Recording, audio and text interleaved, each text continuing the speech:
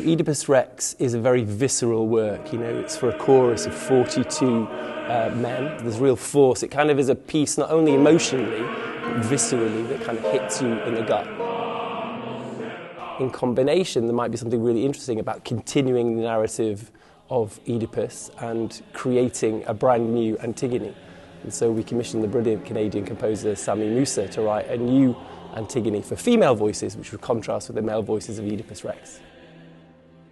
Myths offer us kind of like universal truths. They offer us a kind of a one-removed way of being able to understand the world. They allow us to zoom out and think about the bigger picture. And I think that's one of the great things about myths, and I think that's one of the reasons we love reading new versions of myths. It's one of the reasons we love watching new interpretations of myths, and it's one of the reasons that ultimately we as art makers create myths.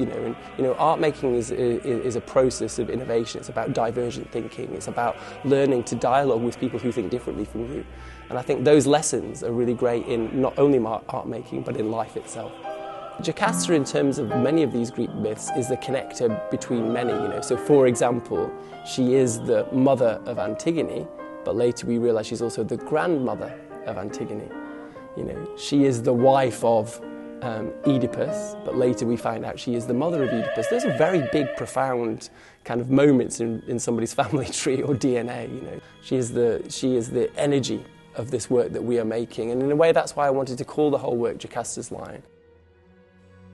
I think what's really important about the whole project is it's a choreographic project, it's not a dance project. So we're looking sometimes at music and dance, sometimes at singing and dance, but we're as likely to be looking at singing and light, or dance and object, or the way in which the sonography moves in relationship to a particular part of the orchestral score. So we're thinking about this whole work as a big choreographic object rather than a dance. I really do feel that you can come to this work particularly and just let the senses wash over you, and they move throughout the piece. In a way one might be able to describe the piece at the beginning as quite stone-like. It's quite monumental, it's quite static in some ways, it's very kind of presentational.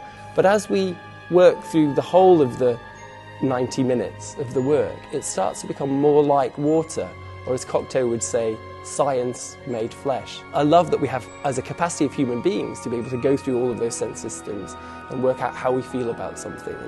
And that's definitely the aim for this project.